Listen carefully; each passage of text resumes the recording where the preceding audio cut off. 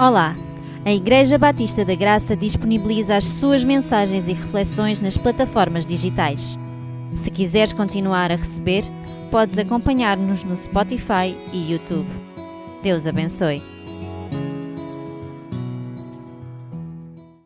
O que fazemos se sentirmos que a nossa vida espiritual está a estagnar? Como é que nós reagimos quando algo na igreja nos incomoda ou então não corresponde àquilo que nós esperávamos? Temos vivido igreja como espectadores ou como servos envolvidos na obra do Senhor? Então nós vamos ver o título, vamos ver em Colossenses capítulo 1, versículo 1 até o versículo 8, e o título da mensagem de hoje é o Evangelho da Prosperidade Espiritual. Então, Colossenses capítulo 1, versículo 1 até o versículo 8. Relembrar antes de fazermos a leitura deste texto que Colossos era uma cidade pequena sem qualquer tipo de relevância aos olhos do mundo. Paulo, ao escrever esta carta, estava a dar valor à igreja de Cristo sem se importar se essa mesma igreja era grande ou pequena. A igreja é a igreja independentemente do número de pessoas ou do local onde se encontra. Às vezes há um fascínio por determinadas coisas, e sendo que igreja é a igreja porque é a igreja do Senhor Jesus Cristo. Não nos devemos fascinar com aquilo que aos olhos do mundo e às vezes até do mundo religioso parece digno de saliência. Então esta carta foi escrita na prisão, capítulo 4, versículo 18, muito provavelmente em Roma, Atos 28. Paulo escreve esta carta depois de receber a visita de Epáfras, que tinha sido convertido em Éfeso através da sua pregação, Atos 19. Outra nota importante, Paulo nunca visitou Colossos, o que nos dá uma visão muito interessante de alguém que escreve uma carta a preocupar-se com uma igreja com que ele nunca visitou. Então vamos ver o versículo 1 e o versículo 2. Paulo, apóstolo de Cristo Jesus, por vontade de Deus, e o irmão Timóteo, aos santos, a palavra santos no original significa separados para Deus, e fiéis irmãos em Cristo que se encontram em Colossos, graça e paz a vós outros da parte de nosso Deus Pai. Nas cartas de Paulo é comum vermos o emissário e também os destinatários. Também é normal vermos Paulo apresentar-se como sendo o apóstolo de Jesus Cristo. A única vez em que ele não faz isso é na carta aos Filipenses, e ele fala para afirmar a sua autoridade apostólica junto das igrejas. O facto de ele dizer que era apóstolo também não estava a dizer que isso vinha da sua vontade pessoal, mas sim da vontade de Deus que o tinha chamado na estrada em Damasco, Atos capítulo 9. Nada na vida de Paulo girava em torno de si próprio ou da sua própria vontade. Então, depois de apresentar a Timóteo, que o acompanhava naquele momento difícil, Paulo ora pela igreja de Colossos, como era hábito em praticamente todas as suas cartas. Vamos ver então a oração que ele faz, versículo 3. Damos sempre graças a Deus Pai de nosso Senhor Jesus Cristo quando oramos por vós. Para antes falar daquilo que estava a acontecer na igreja em Colossos, Paulo deu graças a Deus pela vida daqueles irmãos. Isto mostra-nos que aquilo que de bom acontece na vida da igreja vem sempre da parte de Deus. Nunca é nada sobre nós. Quando falamos da igreja, nós estamos a falar da obra de Deus que usa pessoas como nós. Isto não invalida, mais uma vez, o facto de sermos instrumentos nas mãos de Deus. Um cidadão do reino exalta sempre o seu rei e não os seus súbditos. Este sempre foi o entendimento do apóstolo Paulo, mesmo acerca de si. Reparem, 1 Coríntios capítulo 3, versículo 6 e versículo 7, eu plantei, Apolo regou, mas o crescimento veio de Deus. De modo que nem o que planta é alguma coisa, nem o que rega, mas Deus que dá o crescimento. Foi também esta a atitude que Jesus nos ensinou em Lucas 17, 10. Assim também vós, depois de haverdes feito quando vos foi ordenado, dizei, somos servos inúteis porque fizemos apenas o que devíamos fazer. Então Paulo agradeceu a Deus por aquilo que ele estava a fazer na vida das pessoas. Numa altura em que a crítica é muito fácil, numa altura em que a crítica está tão acessível, onde quase que dizer mal se torna um lugar comum, Paulo ensina-nos a orar pela vida das pessoas. Ao fazer isto, ao orar pela vida das pessoas, ele fica mais capacitado para poder falar delas e com elas. E Paulo tinha o hábito de orar pela igreja em Colossos, mesmo sem nunca ter visitado os irmãos. Vou orar por quem não conheço? Cá está uma evidência que nós devemos orar por quem não conhecemos. Isto mostra que a oração não é apenas acerca de quem nós conhecemos. Não é apenas sobre com quem nos damos, mas acerca daquilo que Deus está a fazer na sua igreja, não apenas local, mas universal. Aprender a orar pelo que Deus está a fazer noutras igrejas ajuda-nos a pensar mais no reino, em termos gerais. Além disso, quando nós vemos alguma coisa muito interessante a acontecer noutra igreja, em vez de nós pensarmos, porquê é que a minha igreja não está a fazer aquilo?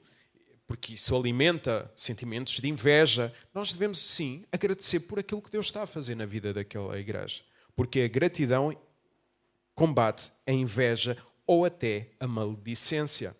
Precisamos pensar assim mais no reino e menos nas nossas quatro paredes. Vamos ver então porque é que a razão pela qual Paulo agradeceu. Vamos ver isso no versículo 4. Desde que ouvimos da vossa fé em Cristo Jesus e do amor que tendes para com todos os santos. Então, neste versículo vemos dois aspectos pelas quais o apóstolo Paulo agradecia a Deus pela vida daqueles irmãos. Em primeiro lugar, a fé em Cristo Jesus. O que significa ter fé em Jesus Cristo? No versículo 3, vemos que Jesus é o Filho de Deus por natureza. E aqueles que creem, segundo João 1,12, são filhos de Deus por adoção. Paulo agradece assim a Deus por essa fé, porque a fé é fruto da graça de Deus. É uma dádiva de Deus.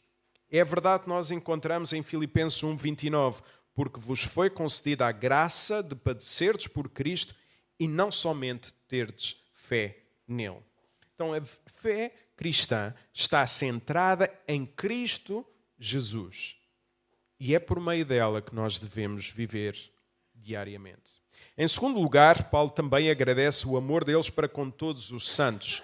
Para Paulo, agradecer por este amor, Epáfras contou o que estava a acontecer porque tinha visto o amor daquela igreja em prática.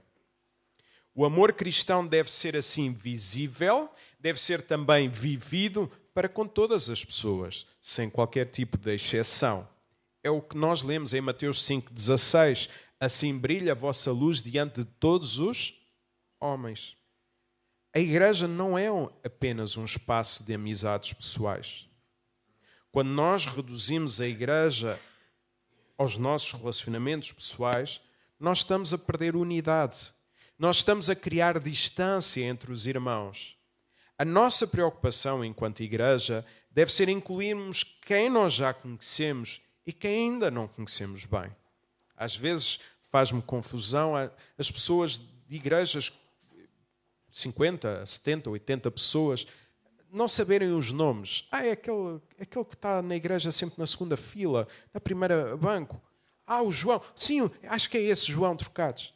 Isso significa que nós ainda não nos estamos a dar uns aos outros. Porque nós precisamos conhecer o nome dos nossos irmãos. Por isso, uma pessoa sozinha na igreja é sempre um sinal de alerta. Alguém que nós vemos sozinho é sempre um sinal de alerta. Por isso, aproximemo-nos uns dos outros de forma intencional. Mas vou agora? Sim, vai. Esta igreja é para, em certo sentido, incomodarmos uns aos outros. Amar pessoas é sobre servi-las. Tanto àqueles que creem, como àqueles que ainda irão crer. Assumimos compromissos enquanto igreja e devemos cumpri-los com excelência. Deus é glorificado quando nós damos o nosso melhor e o melhor também à sua igreja. Ao contrário daquilo que nós possamos pensar, o foco da igreja, ou o nosso foco, não deve estar naquilo que nós recebemos, mas naquilo que nós oferecemos. A mentalidade consumista diz-nos o que é que esta igreja tem para me dar. A mentalidade do Evangelho é o que é que eu posso dar a esta igreja. E quando todos oferecerem, quando todos tiverem a mentalidade do Evangelho, todos seremos edificados, porque todos nos damos uns aos outros. O amor e o serviço, então, em palavras e em ações, mostram o poder do Evangelho. Na Escritura, fé em Cristo e o amor pelas pessoas andam sempre em conjunto. Não se pode separar a fé, ou não se deve separar a fé e o amor pelas pessoas. São uma coisa só. 1 João 3,23. Ora, o seu mandamento é este, que creiamos no nome do seu Filho Jesus Cristo, fé, e nos amemos uns aos outros, segundo o mandamento que nos ordenou. Agora, quando é que a fé e o amor se tornam mais reais na nossa vida? Vamos ver, versículo 4 e 5. Desde que ouvimos da vossa fé em Cristo Jesus e do amor que tendes para com todos os santos, por causa da esperança que vos está preservada ou reservada nos céus. Então, o que motivava aqueles cristãos a terem fé em Cristo e o amor pelas pessoas? Reparem no texto. O que é que motivava aqueles irmãos a terem fé em Jesus e amor pelas pessoas? Eles sabiam o que lhes estava reservado nos céus. Esta certeza produzia esperança. E porquê é que a esperança desenvolve fé em Cristo e amor entre as pessoas? Quem vive nesta esperança vive sempre a partir daquilo que Cristo fez. Quem vive com esperança aprende a amar aqueles com quem passará uma eternidade. Eu não sei como é que as pessoas que são cristãs dizem, eu não me dou com aquela pessoa, como é que vão passar uma eternidade juntas? Quem ama verdadeiramente deixa de viver preso ao mundo e àquilo que nele há. Quem vive com esta esperança entende que a vida não é só sobre o que acontece nesta terra. Aliás, nós vimos recentemente aqui na igreja, 1 Coríntios 15, 19, se a nossa esperança em Cristo se resume a esta vida, nós somos as pessoas mais, lembram-se? Miseráveis à face da terra. Então, que implicações práticas tem esta esperança no nosso dia a dia? Vamos ver dois textos. Hebreus 10, 34. Compartilharam dos sofrimentos dos que eram presos e aceitaram com alegria que vos tirassem os vossos bens, porque sabiam que possuíam melhores riquezas que duram para sempre.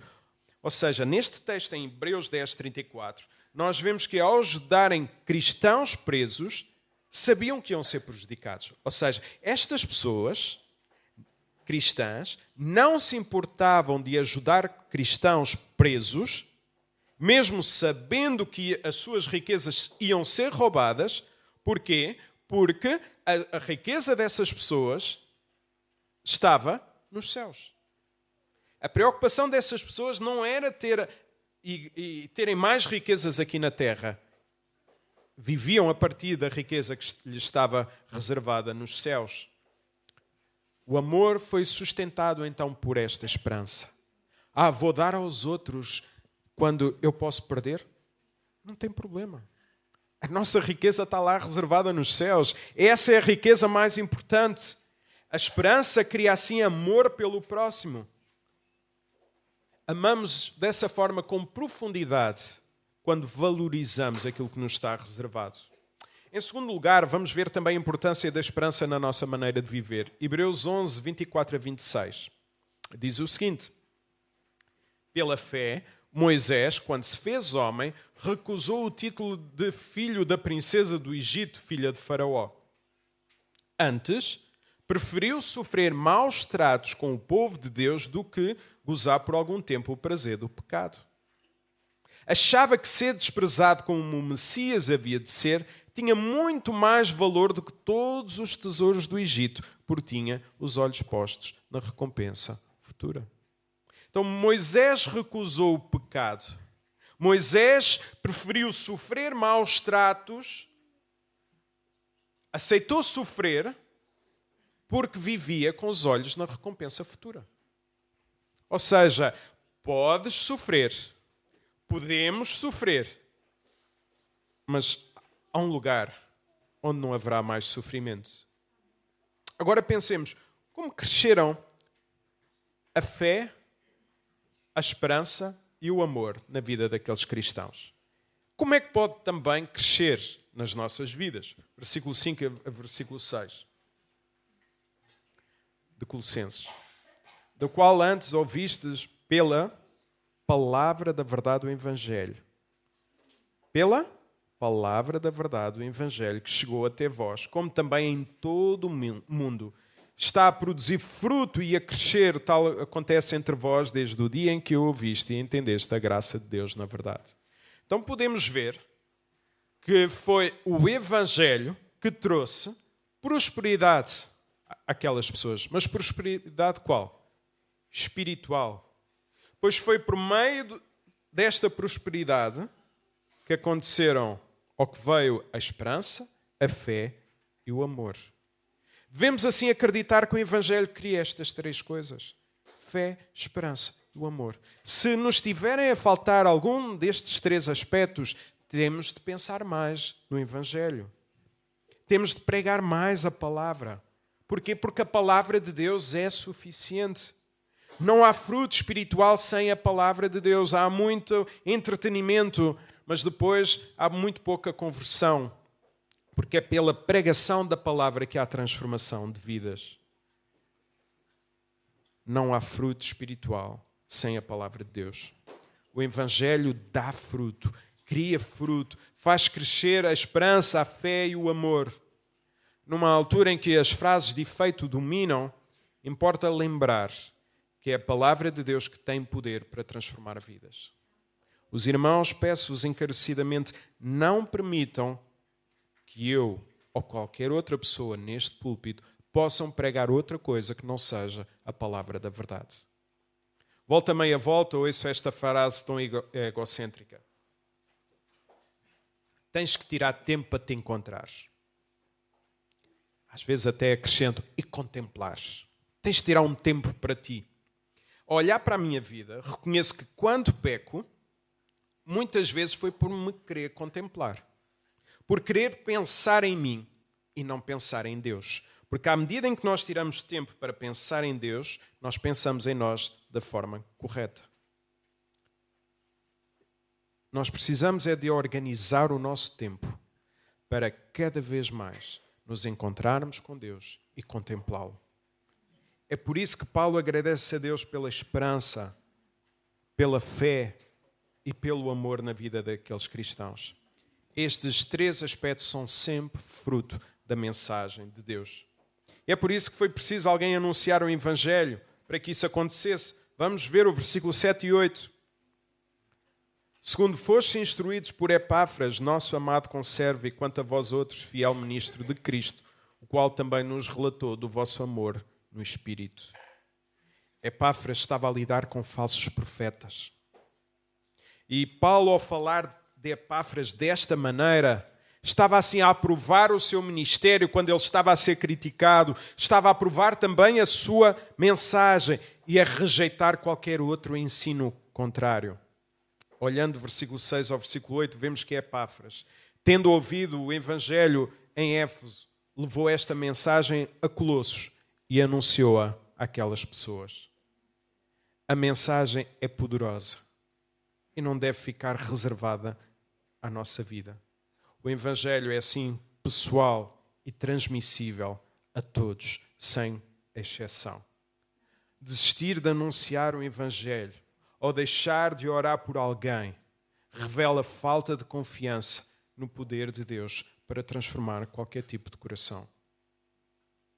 Há pouco tempo alguém veio ter comigo. Aliás, eu vi que essa pessoa estava triste. Perguntei-lhe o que se passava. Essa pessoa disse: há alguém da minha família que não é salvo. Não vamos desistir de orar. Vamos continuar a orar por essa vida. Deus tem poder. Deus tem a chave mestra de todos os corações. Vamos orar. Por favor, nunca desistam de orar pela vida de ninguém. Porque ao fazermos isto, nós estamos a desacreditar no poder do Evangelho.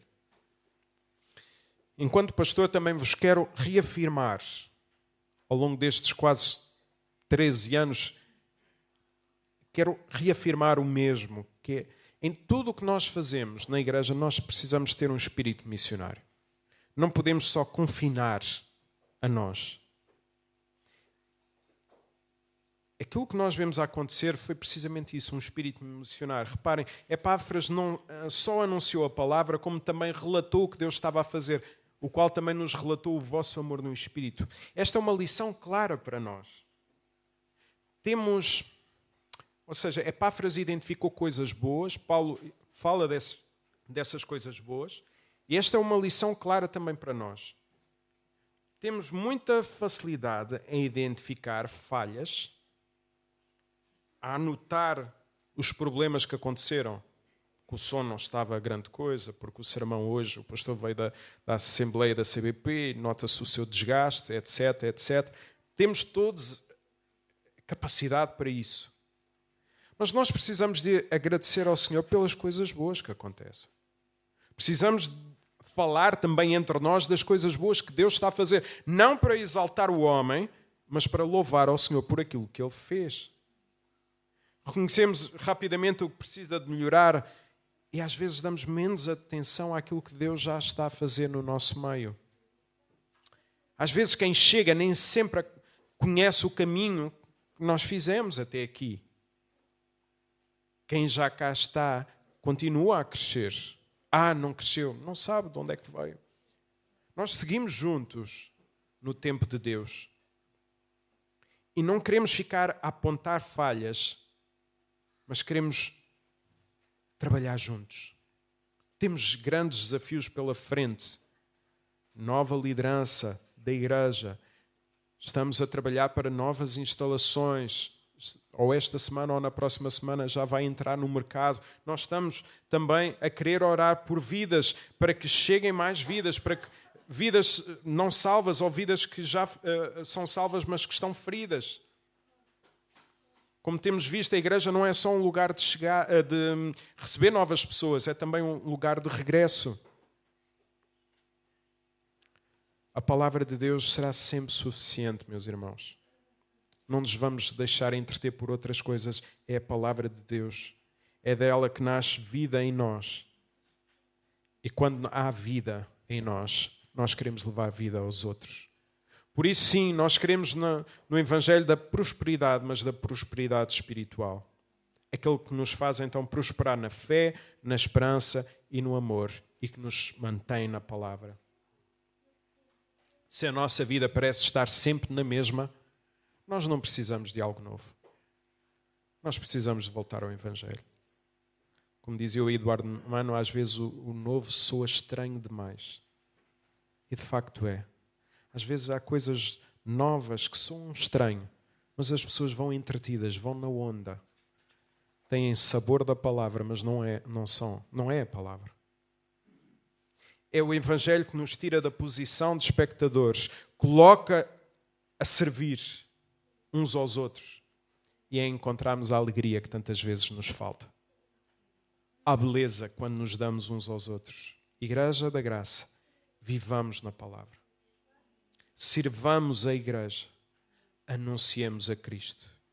É assim que a igreja floresce. É assim que a igreja cresce. E eu acredito neste Evangelho da prosperidade espiritual. Que Deus nos abençoe enquanto igreja. Amém?